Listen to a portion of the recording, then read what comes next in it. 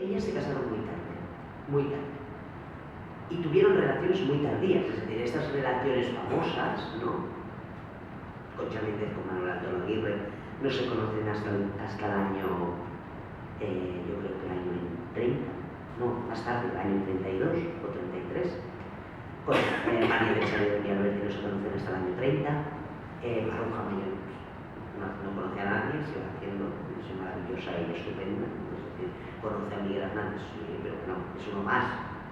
Es decir, que la gente se escandaliza. Maruja Mayor, me parece la tía más divertida del mundo. Es decir, bueno, es que no dejaba títere con cabeza, pero es que además los hombres que ella seducía, porque no seducía a ella, eran todos una maravilla. Entonces, mira, le decía, mira la gallega, bueno, mira la gallega, pues bueno, pasaron todo igual. Josefina de la Torre se casó hasta los años 40. Ernestina Champurcín se casa durante la Guerra Civil. Es decir, que Rosa Chacel es la primera que se casa, y se casa con Timoteo Pérez Rubio, porque a Timoteo Pérez Rubio le dan una beca para ir a estudiar a Italia, y ella, como se quiere ir y no se la dan, dice, vayamos, nos casamos y así me vengo contigo. Y se fue, pero después vivieron mucho tiempo separados, por lo cual es que ellas durante los años 20 y 30 habían publicado, eran personas importantísimas. María Teresa León era una mujer importantísima. De nada tiene que ver el sentimiento político de Alberti sin María Teresa León. Es María Teresa León quien convierte a Alberti en político. Es decir, esa figura defensora del comunismo, esa figura como de héroe antifascista, que obviamente lo era, pero es ella quien construye eso, es ella quien reivindica esa necesidad de libertad. Y María Teresa León durante la Guerra Civil es la mujer a la que le dan la orden desde el gobierno de la República para que se encargue de construir un nuevo teatro español a favor de la propaganda republicana, es decir, que sea el teatro quien transmita los valores republicanos, y es ella quien lo hace, por lo cual es una persona importantísima social y políticamente. Yo siempre digo que el gobierno de la República le pidió a María Teresa León que inventara, que dirigiera lo que se conoce como teatro de guerrilla. Entonces se fue al frente con ese teatro al frente de batalla para animar a los soldados y transmitirle valores a través del teatro.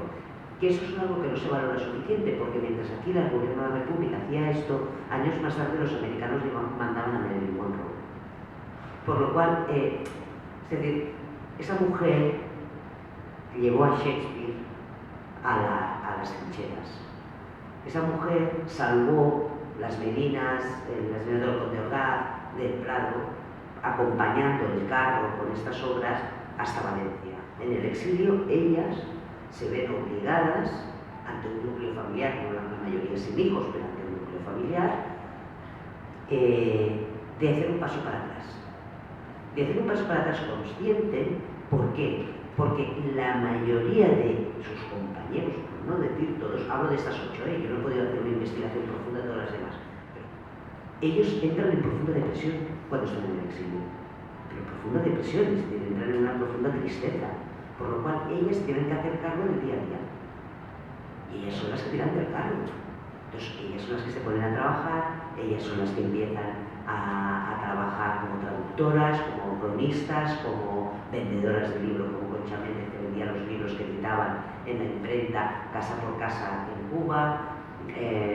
¿Sabes? Son las que se ponen a trabajar. Entonces, ¿qué pasa? Que ellos tienen mucho tiempo libre, y ¿cómo ocupan ese tiempo libre? Creando. Entonces, cuando ellas se dan cuenta de que aquí solo hay espacio para una voz, aquí hay solo espacio para una carrera artística, ellas deciden impulsar esa carrera artística. Y como muy bien dice María Teresa León, se convierten en la cola de la cometa. Pero eso no lo hacen porque creen que ellos son mejor que ellas, sino porque son conscientes de la sociedad en la que viven, muchas veces en las sociedades latinoamericanas, por lo cual pierden ese impulso. Y entonces ellas siguen creando, porque gran parte de la obra, de su legado, es por casi el 80% está editado en el exilio, porque obviamente es que estamos hablando de 15 años de vida activa en España a una media de 45 años en el exilio. Es que María Zambrano estuvo 45 años en el exilio. Entonces, pero bueno, por ejemplo, María Zambrano, hay una carta desgarradora a Rosa Chacel desde Italia, en el exilio, donde cuenta que están en la miseria, ella y su hermana, pero en la miseria. Además se conoce que vivían de forma muy extravagante, con muchísimos gatos. La hermana de María Zambrano había sido torturada por la Gestapo y desde entonces estaba realmente mal, psíquicamente y físicamente. Acabó muriendo en muy malas condiciones. Entonces María Zambrano deja gran parte de su productividad para cuidar a su hermana. Entonces, sí, son exilios muy malos. Todos tenemos esa idea del exilio de María Teresa León y Alberti como un exilio dorado, pero es que no fue así. Rosa Chacel no tenía dinero, pasó hambre, María Zambrano pasó hambre, Concha Méndez, que en México empezó también, pero fue abandonada por Antón Aguirre por otra mujer y quedó dejó de escribir durante 20 años. Ernestina Champurtín murió su marido Dominchina muy pronto y también lo pasó muy mal, y debido a esa absoluta soledad acabó en las filas del Opus Dei, cosa que se debe entender por las circunstancias en que Ernestina Champurtín vive. Y sobre todo, yo lo que pido,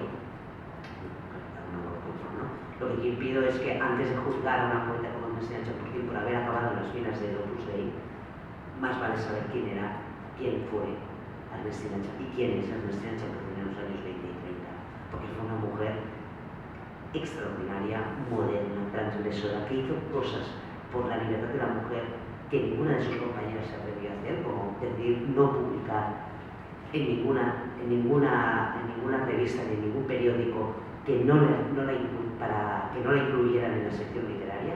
Sí, le proponían incluirlas en la sección femenina y ella se negó. Dijo, yo voy a la literaria, sí, en la sección femenina no voy. Y estos actos eran muy importantes en ese momento. Por ejemplo, contábamos la historia de Sofía Casanovas, ¿no? Que era una periodista que fue la primera corresponsal de guerra española que trabajaba para la ABC y que vivió en Polonia y estuvo transmitiendo en directo, como aquel quien dice, el asalto bolchevique. Es decir, que era como una tía. Por ejemplo, María Teresa León a los 16 años se casó con un capitán militar que la maltrataba y tuvo 2 hijos, muy pronto además. Cuando ella estuvo harta de que la maltratara, decidió abandonar, ella vivía en Burgos, abandonar a su marido y irse a Madrid. Como las mujeres no tenían derechos, no tenían posibilidad de potestad ni de divorcio, ella se divorcia cuando le dice la República, se divorcia, abandona a los hijos en manos del padre, en manos de la familia del padre. No es que no lo recuperó, casi está llegado al exilio. Pero cuando empecé a intentar averiguar realmente en qué situación esa mujer estaba en Burgos, bajo el auspicio de su marido maltratador, entendí que no tenía otra salida. ¿Y cómo lo entendí?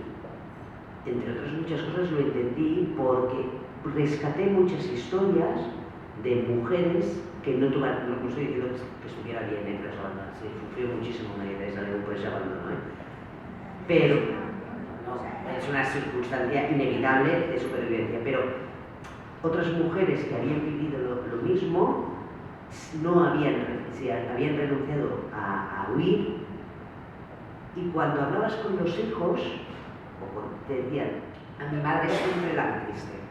Lo que sí es verdad, y que yo no sé si bien porque no quisieron o porque no contaron con ellos, que no participaron en el trabajo legislativo de la Segunda República. Posiblemente porque no contaron con ellos, no como Clara Campoamor o...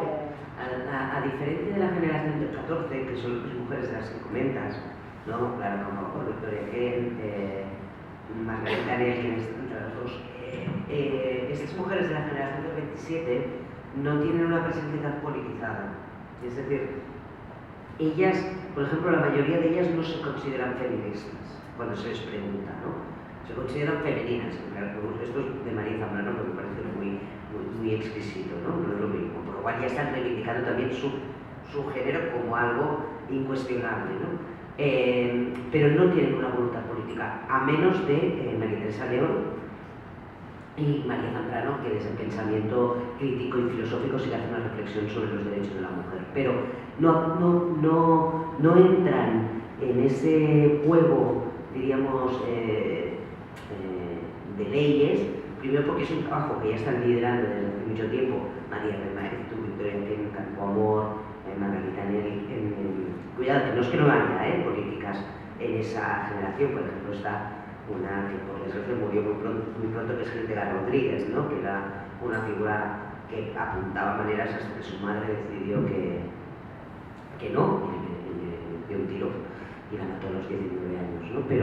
Pero no, es decir, no había una sensación tan de políticas. En el caso del panorama artístico, si después hubo Sánchez Saonil, es decir, hubo un movimiento político, pero que se vio mucho más efectivo durante la guerra o durante los años de la República, ¿no? Pero estas mujeres de las que hablas forman parte, por estructurarlas de una forma cronológica a la generación del 14, son las que después acabarán siendo las primeras diputadas y son las que realmente tienen en esos años una educación universitaria ya muy completa, la mayoría de ellas son abogadas, por lo cual ya están trabajando desde hace mucho tiempo la base de los derechos.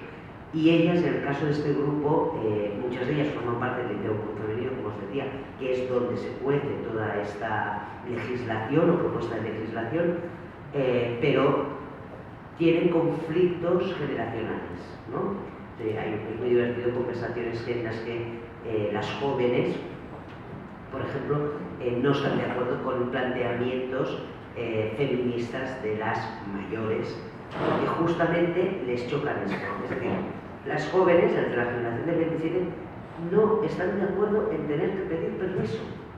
Es decir, ellas dicen, no, es que a ver, el tema es, lo de los derechos de la mujer, es que, por supuesto, es que a ver, es que no luchéis tanto, es que es por supuesto. Y desde la 14 tenían un discurso mucho más pedagógico, porque bueno, como ya sabéis, si la mujer tiene que ser educada antes de poder votar, para que no sea influenciada por el marido, todo este discurso que tiene su sentido, claro, hasta el 27 no le hables de esto. Si una mujer vota a la derecha, vota a la derecha. Es decir, es una cuestión pero después la mayoría apostaron y apoyaron a la República hasta bueno, María Zambrano se fue al 39 porque la expulsaron. Sí, tal cual. Le dijeron, vete ya o te matamos. Y dijo, pero hasta el 39 estuvo en Barcelona. Y hay un escrito de María Zambrano, un escrito autobiográfico que dice, a pesar de que, bueno, primero carga contra Rosa Chacón porque se ha ido del exilio, pero bueno, se me dice todo, menos guapa. Y después ella hace un texto autobiográfico donde dice, siento que aún estando sola, en el 39 en Barcelona, es donde debo estar y es el momento donde me siento más viva en la vida. ¿Sí? Hay mucha vinculación a la República, hay mucha vinculación y mucha defensa contra el fascismo, todas ellas están contentísimas y todas van a votar. Hasta la madre de María Teresa de León, hay un párrafo en Memorias de Melancolía que os recomiendo que leáis, que son las Memorias de María Teresa de León escritas desde el exilio, que son maravillosas, donde dice que su madre, que venían todos de una familia aristocrática, militar y de gran personal, que la madre de María Teresa de León fue a votar y que votó a los comunistas y que después le dijo, fui a votar por los comunistas y después me fui a rezar a Dios para que le diera el triunfo al comunismo. Claro, se llaman las sin sombrero por eso, ¿no? Es decir, Maruja Mayo junto a Margarita Manso, que son todas las figuras que salen en el libro con una vida extraordinaria, y Dalí y Lorca, un día saliendo de la Escuela de Bellas Artes en Fernando, donde Dalí, Manso y Mayo estudiaban, deciden, como un acto de performance, atravesar la Puerta del Sol sin sombrero. Para que os deis cuenta el grado de importancia que tenía en esa época, yo calculo que eso pasó en el año 25, los vianantes empiezan a tirarles piedras, a insultarlos y llamarlos maricones, hasta tal punto que se tienen que esconder en el metro, en la boca del metro, ¿no? A la Maruja Mayor contaba, por ejemplo, eso de la iglesia de Avilés, ¿no? que mientras estaban dando misa ella entró con bicicleta y dio la vuelta hasta el altar y volvió, y que las beatas la miraban como si fuera un ángel evangélico, ¿no? Alucinadas, porque claro, esa mujer que estaba haciendo eso era la profesora de pintura de la escuela, ¿no? Entonces era como, esta chica, pero bueno, como venía de Madrid,